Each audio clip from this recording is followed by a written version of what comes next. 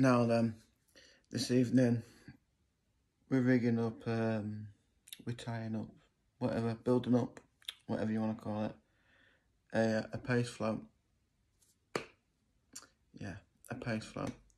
So that's what we're doing today. So this is my paste float onto my usual go-to 8 pound power. Okay. Well, as always, we thread through the rubbers first.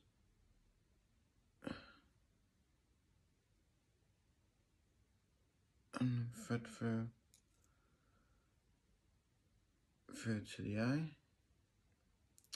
Difference is, if your eyes are at the body of the float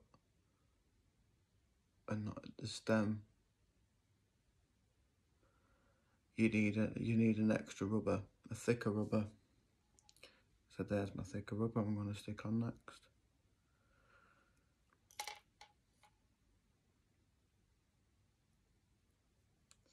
So that's that.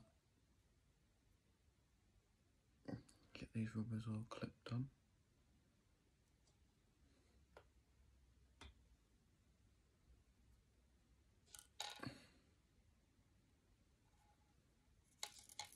Like so. Remember, make sure it's parallel with each other when you stick it on. So I'll stick that on briefly like that quickly. You see that one?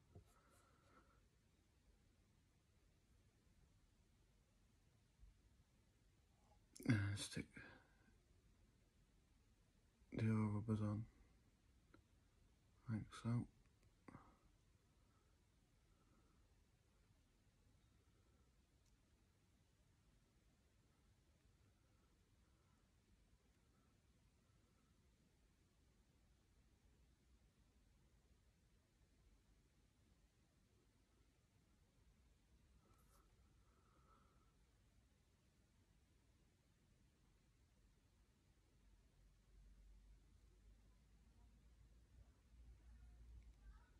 Pull the rubbers up. Don't know if you can hear the background noise, sorry if you can, it's just local kids messing about outside.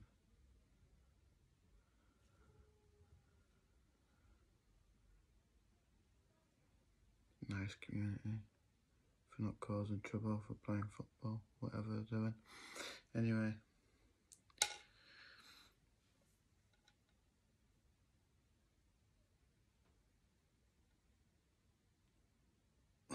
We get a loop.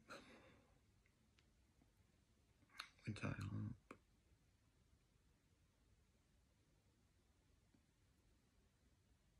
And the door. And then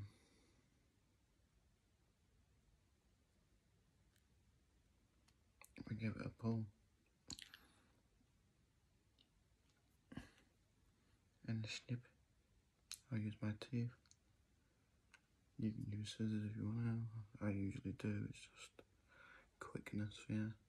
I like to make the extra loop just to make it easier to get on the daffron. Not an extra loop, extra knot. Again, I'll show quickly. That extra knot just helps me so much quicker to get that through for the daffron. Like so. Hang on. Try again. Like so. Anyway, we'll measure this because I only want it to be a foot, 12 inches. I want it 10 inches from pole tip, That's how I like it.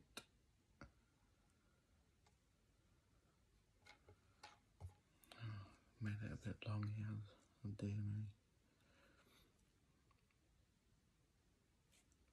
Right, get the measuring tape out, because we're that farty, we like to do things like that. Make sure it's measuring. Oh, he's an inch out. Getting good at that, isn't he? Estimating 10 inches. Oh no, 8 inches. Now we're down to 10. There we go. Now we've got that in place. Just forgot to wet the end. Make it easy for myself.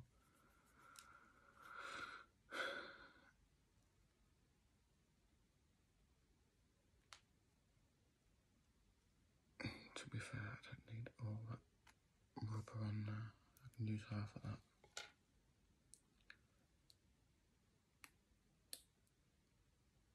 So we'll bite half of that. Thread it back through. Lucky enough, it's a thick one. Otherwise I wouldn't have been able to do it that. I'd have had to start again. We all make mistakes. Doesn't matter. I try to keep this unedited as much as I can. Just to keep a natural flow, a natural... It is what it is, you know. If I mess up, I mess up. I haven't got any editing skills as yet to do this, so we'll get there. We'll definitely get there, alright. Anyway.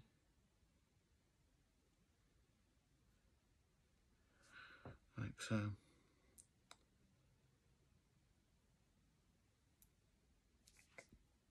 Can you see what I mean by you need the extra rubber if the eye doesn't, if I've got an eye at the top, like paste floats do. These were homemade from a local boy. I get my floats off. That's Mike Nolan Floats, a shout out to him. Just add a little, I don't mind, it doesn't bother me. I prefer it like this anyway, just a little rubber on the end. Gives it that extra resistance. Because, you know, we all know what paste floats are like. Paste fishing, it's very up and down, up and, you know, very finicky bites a lot of the time. So what I want here, I only want a foot. So what's that in inches, everyone? Brain boxes quickly. What was that, 12, 13 inches? A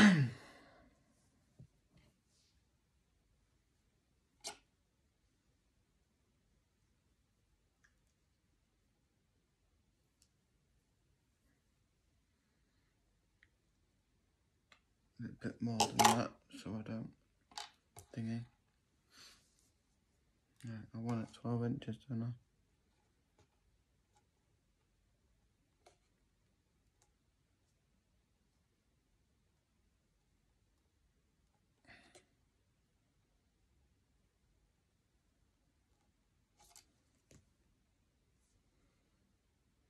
And then I have a loop knot, the other end. And then we're going to get onto shotting pattern and hook quickly.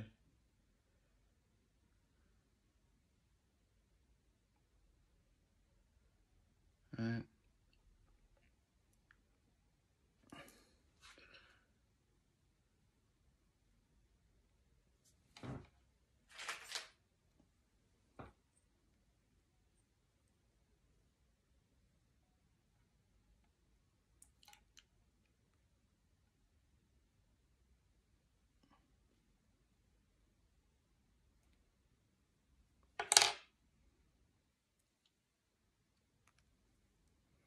Amateur hook tying, rig tying at its best, but yeah.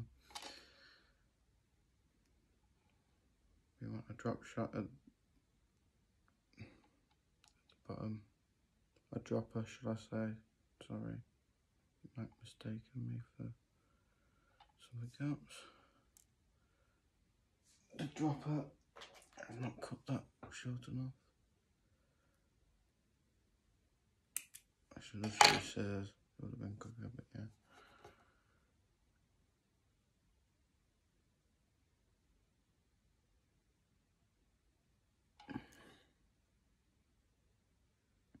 A tiny little 12 dropper, just so it turns the hook into the mouth nicely. And then what we do, we have the bulk in the middle. It creates that curve. I like to fish for curves, so does everyone else at the minute. A lot of people like to fish this way.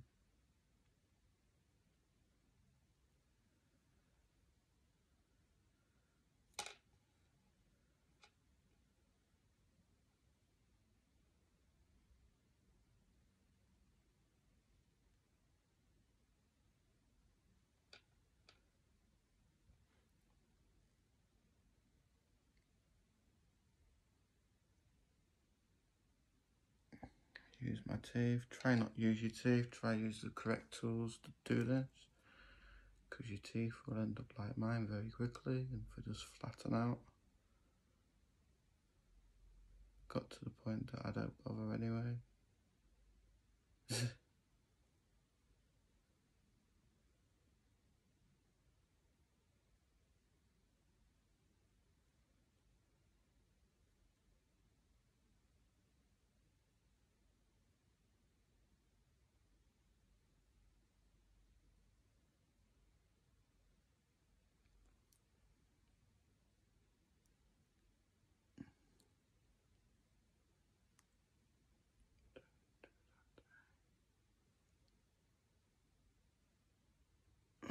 Right, there we go.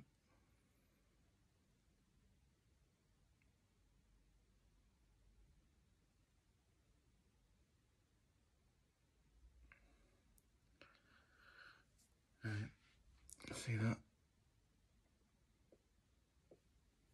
And then just one dropper at the end. Right, we're going to talk about hooks quickly, and I'll show you why we have the hooks and the bulk in the middle again. Loop to loop.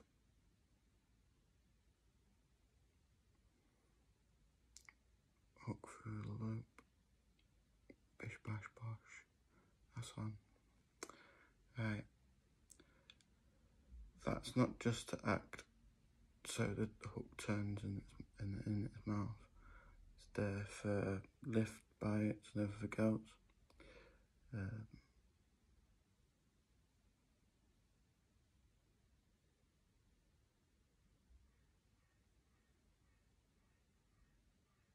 Yeah. So you have a pot probably a few inches away from the tip, and then that shot will just literally hold onto the lip of your pot, on your caddy pot, like so. So you got your paste on, nice wide gape.